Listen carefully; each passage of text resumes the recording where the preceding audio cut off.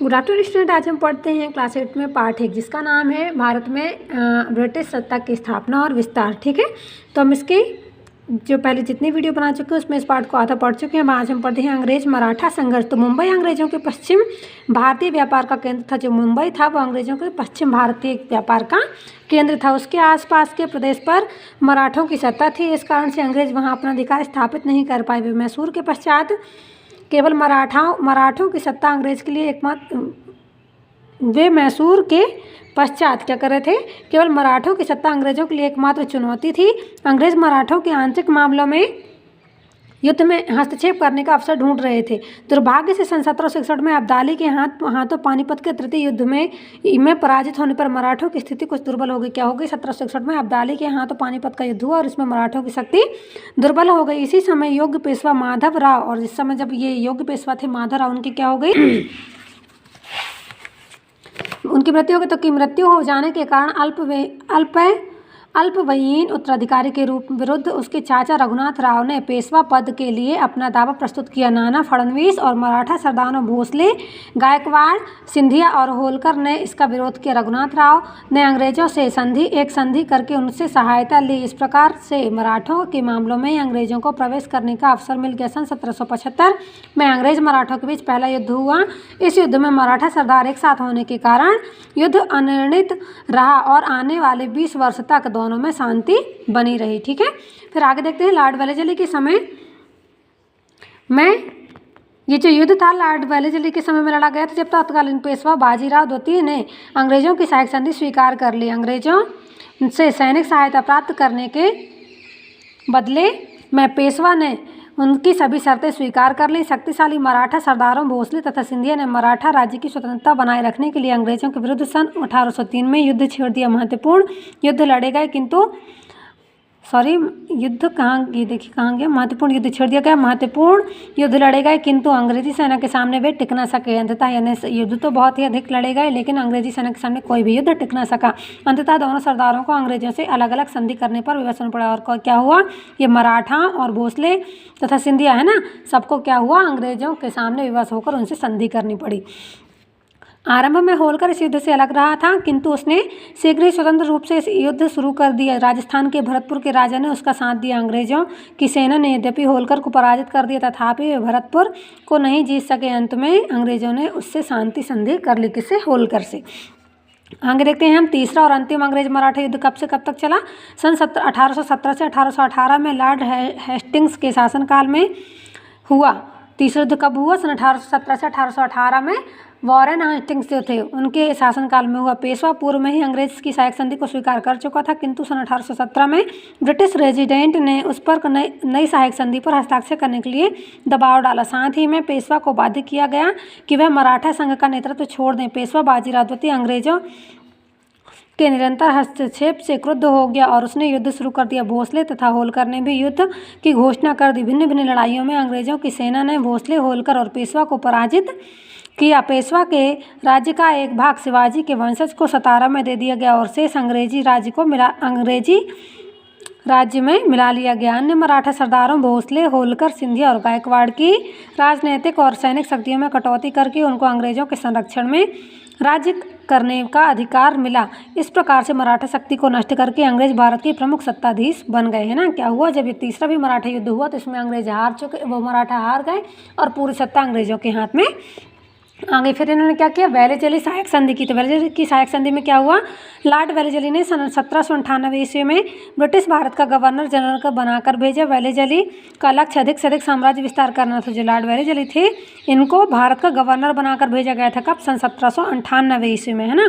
और इनका मुख्य लक्ष्य क्या था, अधिक से अधिक साम्राज्य का विस्तार करना। उसका उद्देश्य भारतीय राज्य नवाबों को ब्रिटिश झंडे के नीचे लाना था। और उसका मुख्य उद्देश्य क्या था, भारत के जो भी राजा बचे हुए थे उनको अपने झंडे के नीचे लाना था, यानी अंग्रेजों से के अधीन करना था।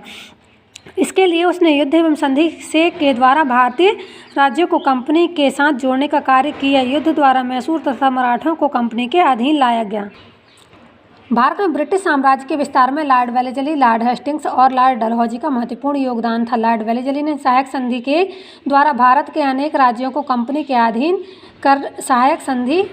किया और सहायक संधि में निम्नलिखित बातें सम्मिलित थीं। कौन कौन सी? देखिए, सहायक संधि अपनाने वाले भारतीय राज्य को अपनी सुरक्षा के लिए ब्रिटिश सेना की एक टुकड़ी को अपने राज्य में सीमा में रखना होता था। जिन लोगों ने वेलेस्ली के साथ संधि की तो उनको सुरक्षा के लिए क्या मिल रहा था? ब्रिटिश सेना की एक टुकड़ी मिलती थी। दूसरा देखिए, ब्रिटिश सेना के खर्च के लिए संधि स्वीकार करने वाले राज्य को एक निश्चित धन राशि अथवा अपने राज्य का भूभाग कंपनी को देना होता था और जो संधि करता था वो क्या होता था? उस अपने राज्य का एक भूभाग उसे कंपनी को देना पड़ता था। भारतीय शासक को अपने दरबार में एक अंग्रेज अफसर को भी रखना होता था और क्या होता था? जो भारतीय शासक का दरबार था उसमें एक अंग्रेज अफसर को भी रखना जरूरी होता था जो भारतीय शासक के कार्यों में हस्तक्षेप किया करता था और जो क्या करता था? भारतीय शासक के कार्यों में हस्तक्षेप करता था। यह व्यवस्था भारतीय राज्यों को सुरक्षा देने के नाम पर की गई थी जबकि यह उनकी स्वतंत्रता का हनन करती थी। यह एक मकड़ जाल था जो उसे इसको स्वीकार करता था वह सदैव के लिए ब्रिटिश के जाल में फंस जाता था। सहायक संधि स्वीकार करने वाले भारतीय राज्यों में से हैदराबाद और अवध प्रमुख थे। इसमें से किस किसने सहायक संधि स्वीकार की थी?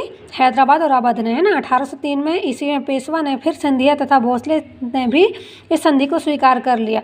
फिर लॉर्ड हेस्टिंग्स द्वारा ब्रिटिश साम्राज्य का विस्तार क्या हुआ? देखिए, लॉर्ड हेस्टिंग्स 1813 ईस्वी में गवर्नर जनरल बनकर भारत आया। वह 1823 तक इस पद पर रहा।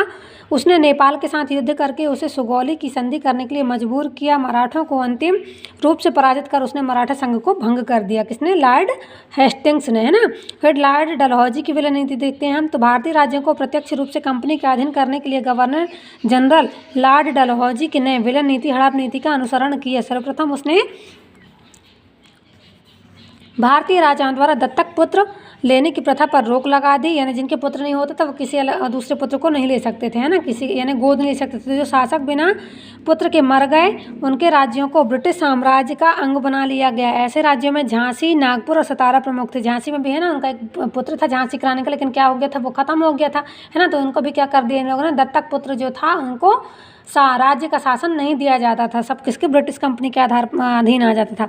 मैसूर और पंजाब के विस्तृत राज्यों का युद्ध द्वारा ब्रिटिश शासन का अंग बना लिया गया। 1856 ईस्वी में अवध के नवाब पर कुशासन का आरोप लगाकर अवध को ब्रिटिश शासन का अंग बना लिया गया। 1757 ईस्वी से 1857 ईस्वी तक लगभग संपूर्ण भारत में ब्रिटिश राज्य के अधीन आ चुका था। भारत को अपने अधीन करने के लिए कंपनी शासन के द्वारा जो नीतियाँ अपनाई गई उन्हीं के कारण विरोध की चिंगारियां भड़कीं और 1857 ईस्वी में स्वतंत्रता का संग्राम आरंभ हो गया। व्यापारिक एवं राजनीतिक प्रतिस्पर्धा में अंग्रेजों की सफलता के कारण देखते हैं तो कर्नाटक युद्ध में मिली सफलता ने अंग्रेजों को व्यापारिक प्रतिस्पर्धा में विजय बना दिया और प्लासी तथा बक्सर के युद्ध ने अंग्रेज कंपनी को भारत राजनीतिक सत्ता पर अधिकार दे दिया। प्रश्न उत्पन्न होता है कि वे कौन से कारण थे जिन्होंने अल्पकाल में ही ब्रिटिश कंपनी को भारत का भाग्य विधाता बना दी। तो ब्रिटिश कंपनी ने न केवल व्यापारिक प्रतिस्पर्धा में फ्रांसीसी, पुर्तगाली और डच कंपनी को अपने रास्ते से हटाया वरन भारत की राजनीतिक सत्ता को प्राप्त करने का मार्ग साफ कर दिया। उन्होंने प्लासी और बक्सर के युद्ध में विजय प्राप्त करके बंगाल, बिहार, उड़ीसा, अवध के नवाब तथा मुगल सम्राट शाह आलम द्वितीय को अपने आश्रित कर लिया। ब्रिटिश कंपनी की विजय में भारत की राजनीतिक और सामाजिक स्थिति भी जिम्मेदार थी। औरंगजेब की मृत्यु के बाद भारत में राजनीतिक बिखराव का दौर प्रारंभ हो गया। भारत में अनेक छोटे छोटे राज्यों की स्थापना हुई जिनकी सैनिक शक्ति कम थी। राज्य प्रायः विलासिता और अहंकार में डूबे रहते थे। जो राजा थे प्रायः क्या होते थे? अहंकार और विलासिता में डूबे रहते थे। उन्हें ना तो अपने पड़ोसी राज्यों की गतिविधियों की चिंता थी और ना ही अपनी प्रजा के दुखों की। उनकी सेनाएं कमजोर थी, पथभ्रष्ट और अनुशासनहीन थे। इन्हीं कारण क्या हुआ? अंग्रेजों ने भारत पर अपनी सत्ता रख ली, है ना। भारत की प्रमुख सैन्य शक्तियाँ अफगान, सिख, रुहेल, जाट, राजपूत आदि एक दूसरे के विरोधी गुटों में सम्मिलित थे। नाम मात्र के मुगल सम्राट शक्तिहीन, वैभवहीन, कमजोर और साधनहीन थे। ब्रिटिश कंपनी ने भारतीयों की इन्हीं दुर्बलताओं का फायदा उठाया और अपनी सफलताओं का मार्ग प्रशस्त किया। ठीक है, तो इसमें हमको मिलता है कि भारत पर कैसे उन्होंने अपनी राजनीतिक सत्ता स्थापित की। ब्रिटिश कंपनी ने भारतीय राजाओं, नवाबों की राजनीतिक उदासीनता और अपनी प्रतिस्पर्धा का लाभ अपने पक्ष में उठाया। किसी एक राज्य को सैनिक और धन की सहायता देकर दूसरे राज्य को कमजोर किया और आगे चलकर दोनों पर ही अपना आधिपत्य स्थापित कर लिया। फूट-ताल और राज करो की नीति उनके लिए वरदान बन गई। अंग्रेज की सफलता का कारण उनके हल्के और छोटे हथियार तथा प्रशिक्षित सेनाएं थी। अंग्रेजों के पास एक अच्छा तोपखाना भी था जो उनकी विजय का कारण बना। 18वीं शताब्दी में भारत में राजनीतिक अराजकता, राजनीतिक बिखराव, केंद्र का कमजोर होना आदि ऐसे तत्व थे जिन्होंने ब्रिटिश कंपनी को सफलता प्रदान की। मराठे जिनसे अपेक्षा थी कि तत्कालीन अराजकता के दौर पर राजनीतिक स्थिरता कायम कर पाएंगे। आपसी संघर्ष में उलझ थे, अतः वे अपेक्षा को पूरा नहीं कर सके। अंत में इतना कहा जा सकता है कि ब्रिटिश कंपनी को मिली सफलता उनकी योग्यता में नहीं वरन भारत की राजनीतिक कमजोरियां थी, है ना। क्या था जो उनको सफलता मिली थी, वो उनकी योग्यता नहीं, भारत में जो राजनीतिक कमजोरियां थी उनकी वजह से उनको सफलता मिली थी। तो आज हमारा ये पाठ यहाँ समाप्त होता है बच्चों। आपको ये पाठ पढ़ना है और समझना है। इसके अगले वीडियो में हम इसका अभ्यास प्रश्न करेंगे। जब तक आप इसको पढ़िए और समझिए। धन्यवाद।